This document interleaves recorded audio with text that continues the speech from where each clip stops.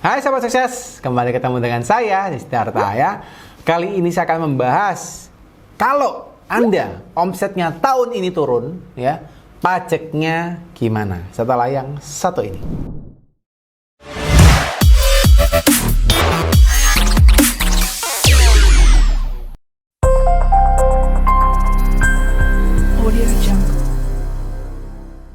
Oke guys, saya hari ini akan menjawab pertanyaannya dari teman-teman ya yang DM. Ini rasanya nggak DM, ini mungkin komen nih kalau nggak salah ya. Saya nggak ngomong nama ya, karena ini sudah direkap oleh tim kami untuk pertanyaan-pertanyaan Anda. Jadi teman-teman yang bertanya nggak usah khawatir ya, pertanyaannya akan kami coba rekap.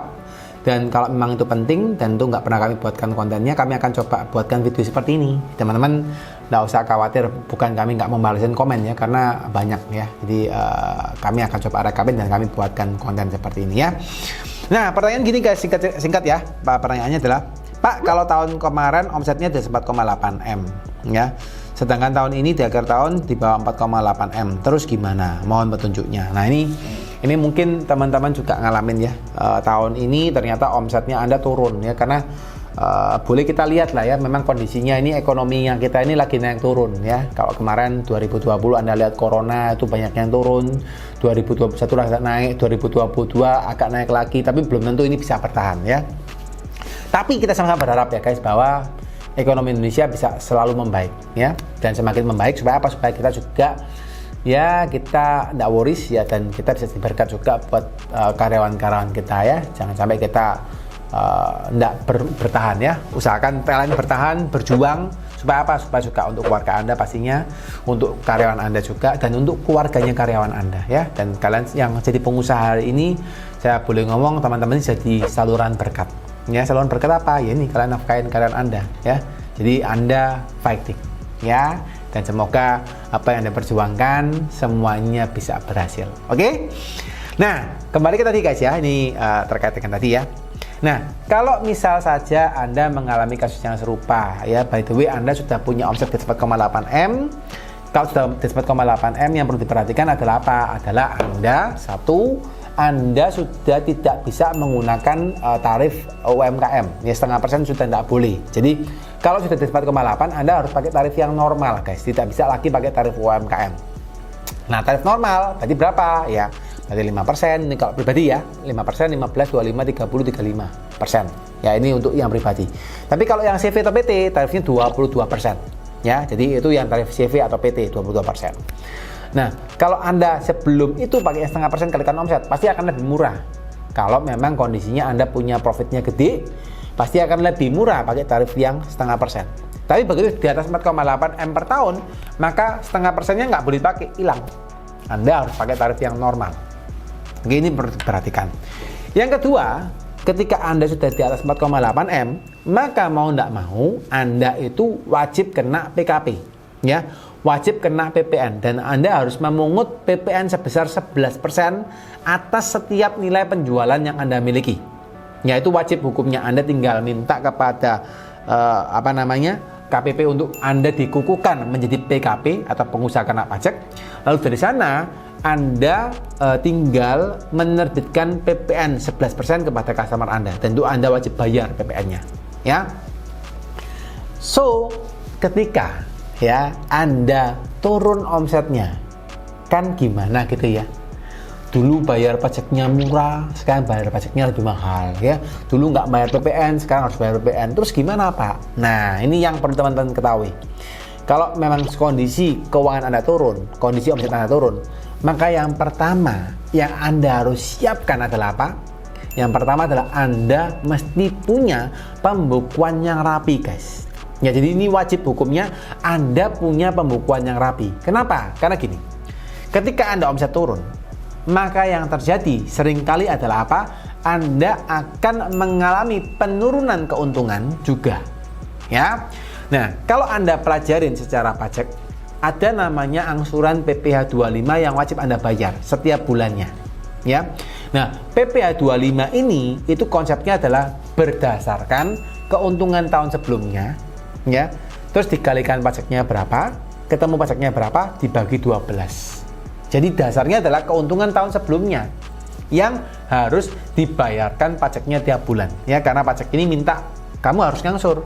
Kamu harus nyicil bayar pajaknya. Dia pajak nggak mau bayar pajaknya di akhir tahun, nggak mau. Ya kenapa? Karena negara juga butuh pemasukan tiap bulan. Jadi Anda diwajibkan untuk membayar pajaknya tiap bulan, nyicil. Ya, nyicil dulu. Semisal Anda punya pajak tahun lalu, misalnya Anda untung misalnya, ini nggak simpel aja ya.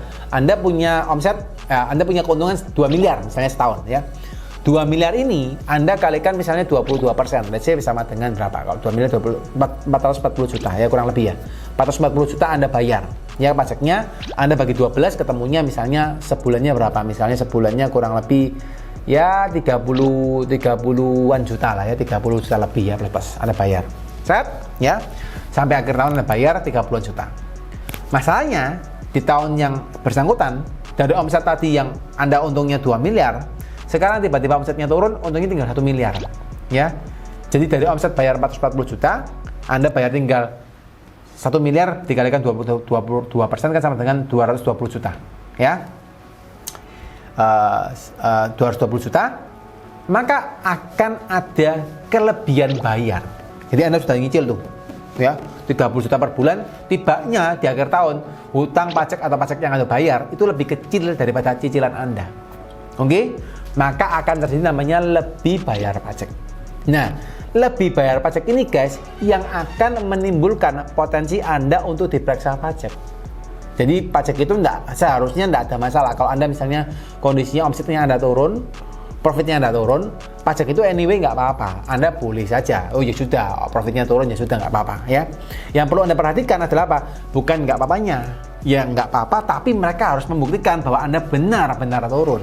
Ya karena Anda waktu lebih bayar itu Anda akan diminta untuk restitusi. Ya, bahasa kerennya restitusi itu adalah Anda diminta untuk balik uangnya. Balik uangnya dikembalikan ke Anda. Jadi Anda nggak bisa, udah Pak saya relakan, nggak boleh. Di pajak itu begitu Anda kondisinya lebih bayar, Anda akan dikembalikan uangnya. Ya, dan Anda wajib meminta pengembalian uangnya secara perpajakan. Ya, nah ketika Anda minta balik guys, Anda akan diperiksa. Ya. Nah, ketika diperiksa, Anda butuh namanya laporan keuangan ya dan bukti-bukti pendukungnya. Jadi ini wajib hukumnya Anda punya itu. Ya.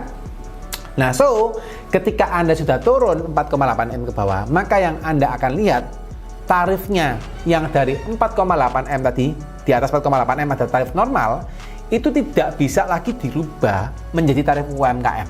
Jadi di tarif pajak itu tidak bisa namanya balik kucing guys. Ya, tahu balik kucing ya? Balik kucing itu dari A ke B, B ke A, B ke A lagi itu tidak bisa ya. Jadi dari A ke B, B ke A sudah tidak boleh. Jadi begitu Anda dari tarif UMKM, Anda pindah ke tarif normal, begitu omset Anda turun lagi di bawah 4,8 M, pajak tidak mengizinkan Anda untuk kembali ke tarif UMKM ya. Jadi Anda tetap harus di tarif normal ya, bayar pajaknya mengikuti tarif normal. Oke? Tapi ada faktor berikutnya yang bisa Anda perhatikan, yaitu ada faktor terkait dengan PPN-nya. Ya, ini yang bisa Anda perhatikan. Kalau misalnya Anda di atas 4,8 M, mau nggak mau Anda harus terbitkan PPN 11%.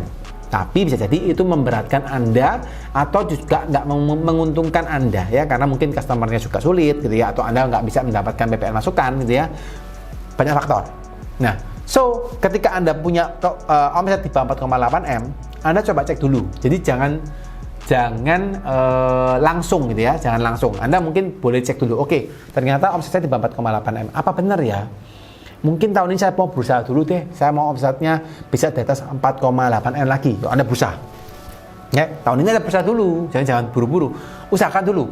Oh, ternyata sampai akhir tahun omsetnya ternyata cuma 4,5 misalnya ya. Ini berkayal gitu ya. Saya ceritakan berkayal ya. Tahun depan ya Anda berusaha lagi guys. Oh ternyata 4M turun ya. Tahun depannya lagi berusaha lagi turun 3M ya. Kalau memang Anda sudah nggak ada harapan usahanya ya, nggak bisa dinaikin lagi omsetnya, ya udah Anda bisa mengajukan namanya pencabutan PKP ya. Jadi intinya ketika Anda ngomong di konsep PPN, kalau memang Anda omsetnya secara real seterusnya bakal di bawah 4,8 M, Anda ajukan saja kepada KPP, kepada kantor pajak untuk dicabut PKP-nya ya, pengukuhan pengusaha kena pajaknya dicabut. Supaya apa? Supaya Anda tidak perlu menerbitkan PPN, faktur PPN ya. Anda nggak perlu menerbitkan PPN kepada customer Anda, dan Anda nggak peduli ya dari PPN atau enggak terlalu bermasalah buat Anda. Ya, tapi sekali lagi, Anda perlu pikirkan matang-matang. Kenapa? Karena pencabutan itu juga perlu waktu. Anda harus diperiksa dulu, Anda harus dicek dulu apakah memang Anda layak dicabut dari PKP. Ya, dan bukti-bukti tertentu semuanya diserahkan, baru Anda bisa dicabut. Ya, kurang lebih seperti itu teman-teman ya. Semoga menjawab pertanyaan dari kakaknya dan juga bisa memberikan manfaat buat teman-teman yang mungkin memiliki kasus yang serupa ya. Oke, sekian video yang saya buat. Semoga teman-teman happy dengan video ini. Yang bagi happy, silahkan di like dan di share ya ke teman-temannya, dan di subscribe buat yang belum subscribe. Dan mungkin teman-teman yang juga pengen bertanya, saya persilakan boleh tanya di kolom komen di bawah ya. Kurang lebih seperti itu teman-teman. Semoga terberkati dengan konten ini, dan semoga teman-teman selalu sehat, selalu diberkati, dan selalu happy buat teman-teman sekalian.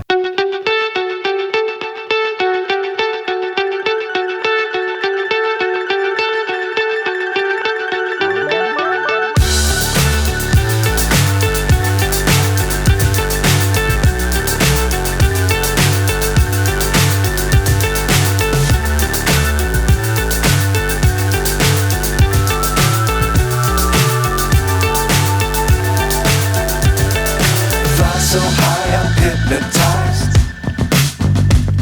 What's up is down, what's left is right. Chasing stars and holding you.